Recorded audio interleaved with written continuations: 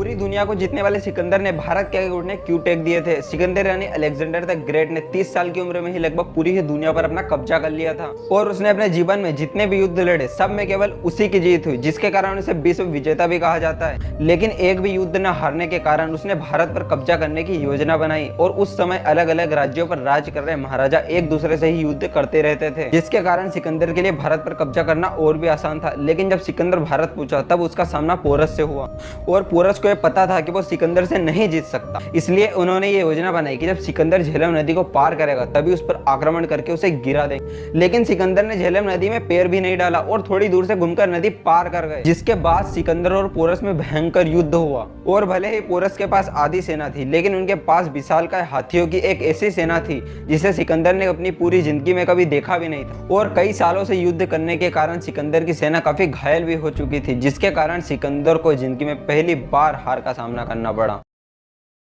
700 साल पहले इस दुनिया में एक ऐसे इंसान ने जन्म लिया जिसने बचपन में ही बिना किसी हथियार के बाघ को मार डाला था, जिसने सिर्फ 13 साल की उम्र में ही गुजरात के एक राजा भीमदेव का वध कर दिया था। दोस्तों, मैं बात कर रहा हूँ पृथ्वीराज चौहान की, जो एक महान राजा थे। भारत के महान इतिहास में उन्हें धरती पुत्र के नाम से भी जाना जाता है। उन्होंने अपना एक बड़ा साम्राज्य खड़ा किया था जिसमें अधिकतर उत्तर पश्चिमी इलाका था। उस साम्राज्य में पंजाब, हरियाणा, राजस्थान और उत्तर प्रदेश भी शामिल था। उनकी एक बहुत बड़ी सेना थी जिसमें 3 लाख सैनिक और 300 हाथी थे। बताया जाता है कि पृथ्वीराज चौहान ने मोहम्मद गोरी को मौत के घाट उतार दिया था। उसके तुरंत बाद ही चांदवरदाई और पृथ्वीराज चौहान ने एक दूसरे की हत्या कर दी थी।